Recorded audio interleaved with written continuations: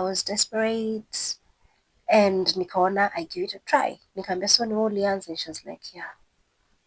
Anyway, I'll give out this story because no one apologized.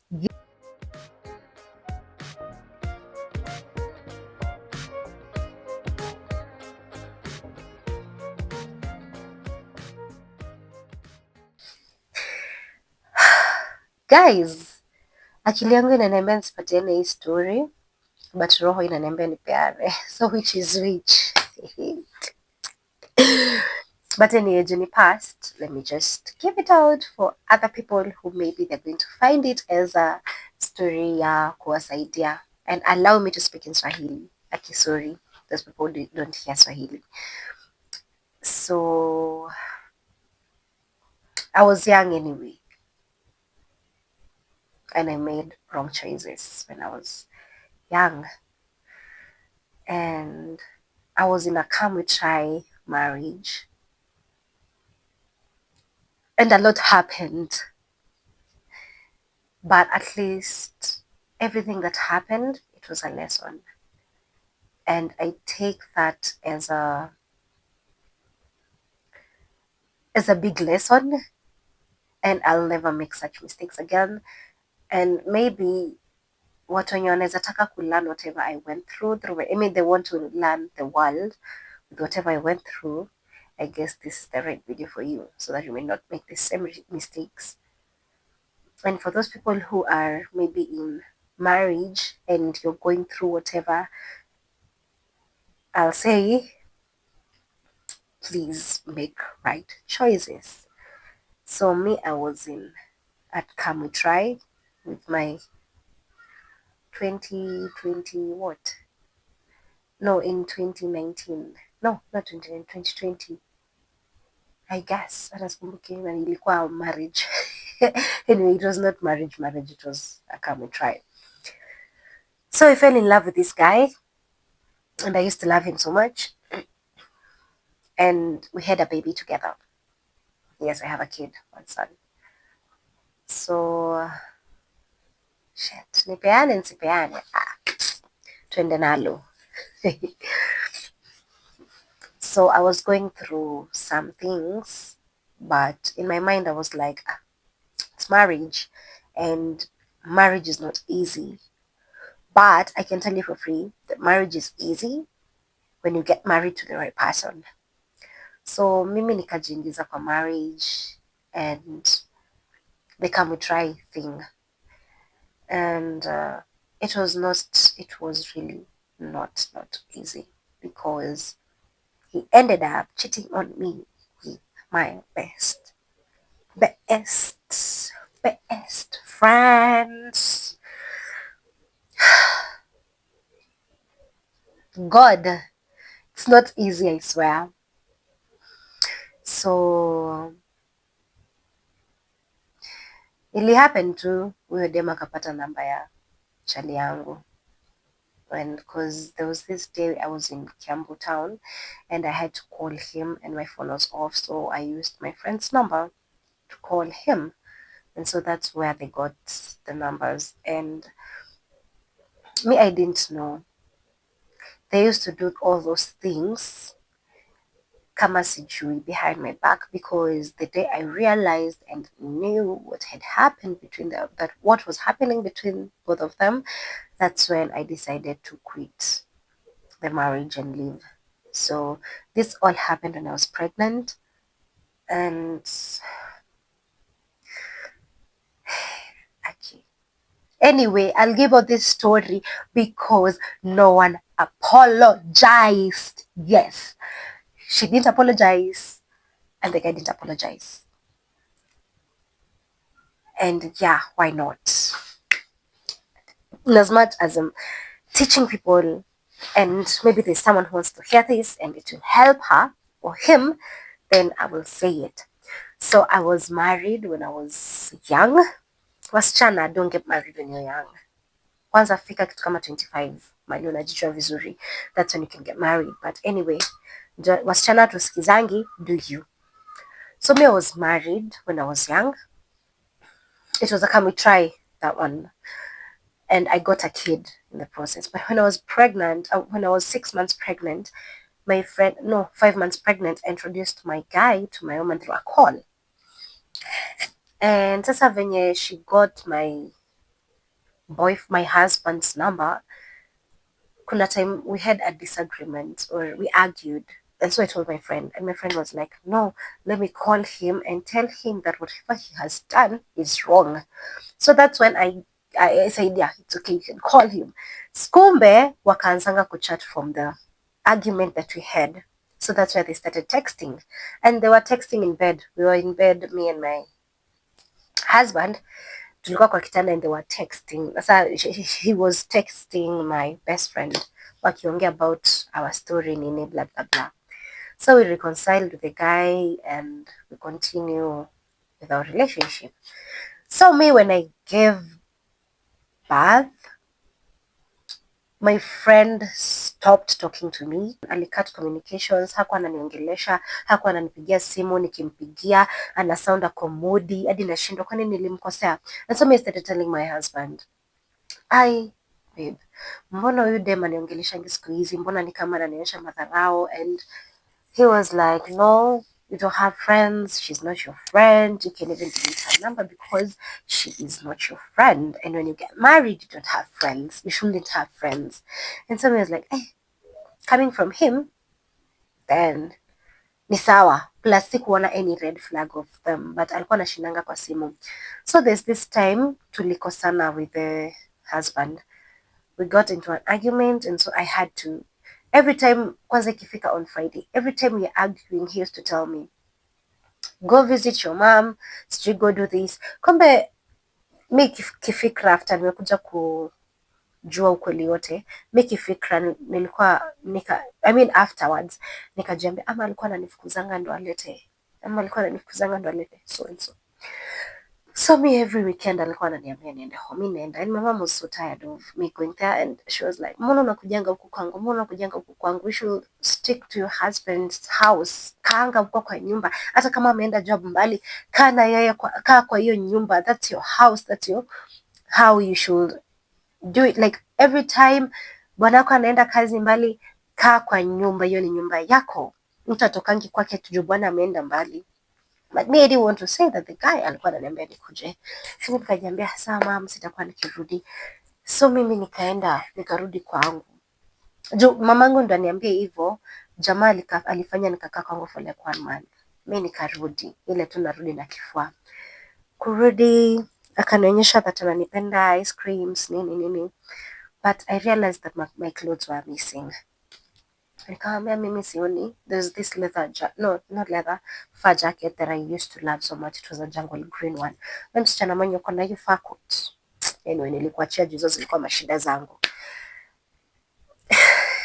Sorry. So me I realized that sipati manguo zangu, akanidanganya. Hizo nguo nilipatia mtoto wa landlady. And me was like, oh really? Okay. Kasema sawa, singemshuku juu ni. Alafu at that time I was really polite, nice, tunge argue ile whatever. So I was like, it's okay basi kama umepatia, but nilikuwa naipenda. Nikiangalia nakosa trouser kama moja ama mbili. Kwa akili yangu sikuwa najua that my friend was there, ama maybe a woman was there. So mimi that night nikiwa nimelala, yeye alikuanga kwa fikra yake, alikuwa anafikiria that me when I sleep, alikuwa ameona maybe yaka kamechoka kanalalanga, alafu me when I sleep huwa nazima. That time akaanza kupigia msichana simu saa 6 za usiku, thinking that I'm asleep and I was not. Nikasikia wakiniita jina Brandy.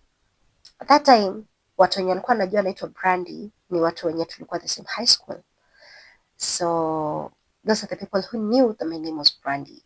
But watu wa home in nini, they didn't know that name.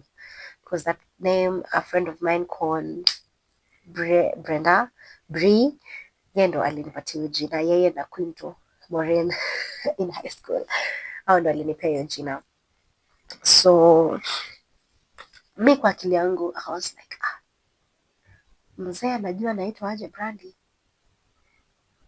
Kwani what's not happening? Unanielewa? So nikasema kesho sijaishika simu yake, lakini kesho najifanya DCI. Kesho nimegeuka nimekuwa DCI. That's when nikakuwa DCI and I went to his phone. Mademu akiamua kuchunguza kitu like in a blink of an eye, washajua password. In a step of a foot, washaingia ndani ya messages. Bro,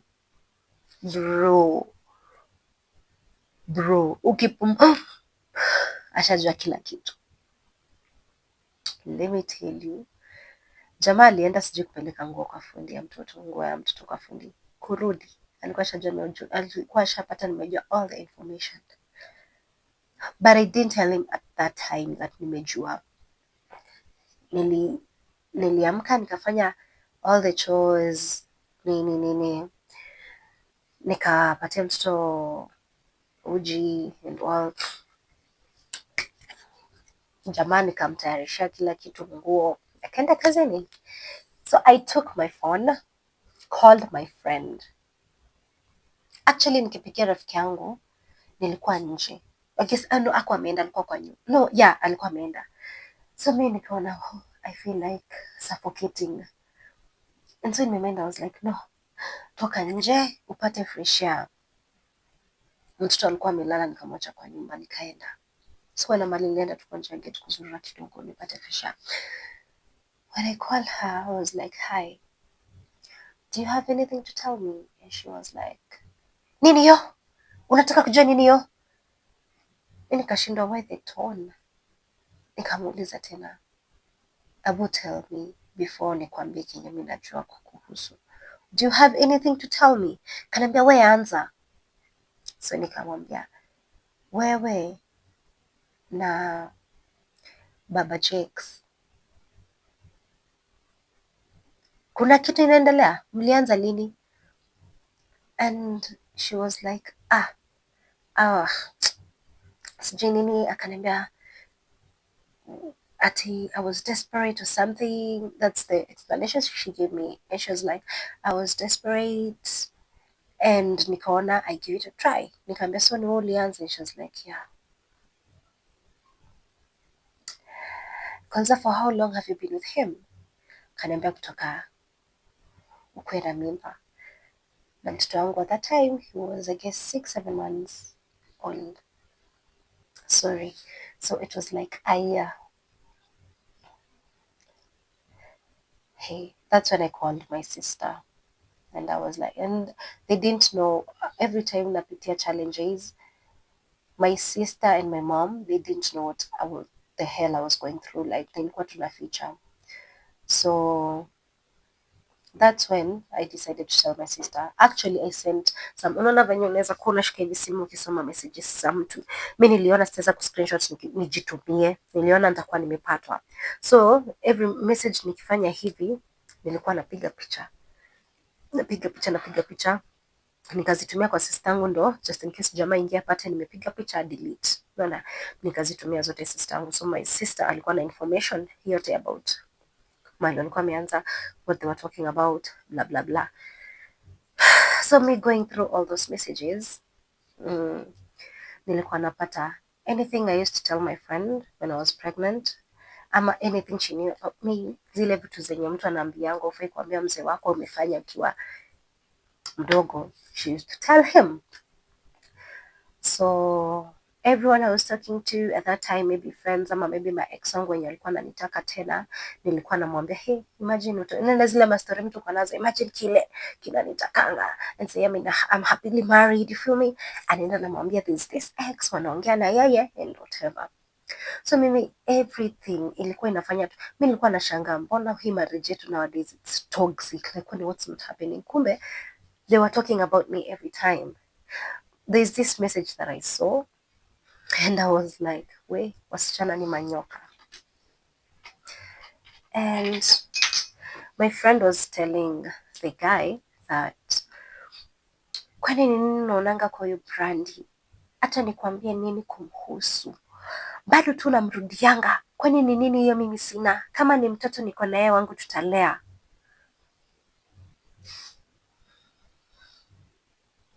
Hey, shit. Ni nini unaonanga kwa hiyo brandi? Kama ni mtoto wangu tutalea. Nimekuambia kila kitu mbaya kumhusu, but bado unamrudianga. Those are friends that we have nowadays. Mtu mwenye anataka what you have, she wants to take everything that you have. Those are the girls that we have nowadays, wenye maybe ukiwa na a certain job, maybe a certain business, they want to take it and replace you. Babes, don't trust anyone this life. These are the friends that are in this generation. Friends who want whatever you have. Friends who want whatever you have. Friends who can do anything at any level to just ruin your life. Now, that's why nowadays I don't have friends. So I waited for my husband to come back. And so he came and I told him everything that I knew. And do you know what he cared most about was, why did you touch my phone? Why did you go through my messages? It's your fault that you're going through whatever you're going through right now because you did something that you're not supposed to do. So me, I cried, and the nut was loose. I developed something we call mutism. I was taken to the hospital. Actually, I don't remember everything about that day. I won't give so much information, but I went to the hospital. After getting out from the hospital, actually, I don't want to miss this part. My mom was the one who took me to the hospital. When the guy realized that whatever had happened about me getting sick, he called my mom and told my mom that he should take me to the hospital. And so I was taken to the hospital by my mom and our family. And after nimetoka kwa hospitali, the friend called me asking me to tell Baba Jakes to unblock her. Women, women, women, women, women. And so me, I told her that me nishakuachia boma. If you want the boma, you can go and take it. So guys, me, what I'll tell you is that you should watch your friends. And if you're in a toxic relationship and if a guy disrespects you to that point, it's high time you realize that in this generation you can choose two things. You can choose to suffer in your marriage or choose to be happy by living the marriage and waiting for God to give you directions. Like for me, whatever I've achieved right now, I wouldn't have achieved in that marriage. I wouldn't have achieved in the toxicity and betrayal friendship. So me, I was betrayed. I felt betrayed. I felt a lot of things. And we won't give up on love. We will still find the people that will love us for the rest of our lives. No, we will still find that person who loves us for the rest of our life. And those people, and a person who will respect us forever. So I did a mistake, but at least nilitoka with something special, which is my son. Nilitoka with something very, very, very, very, very, very special.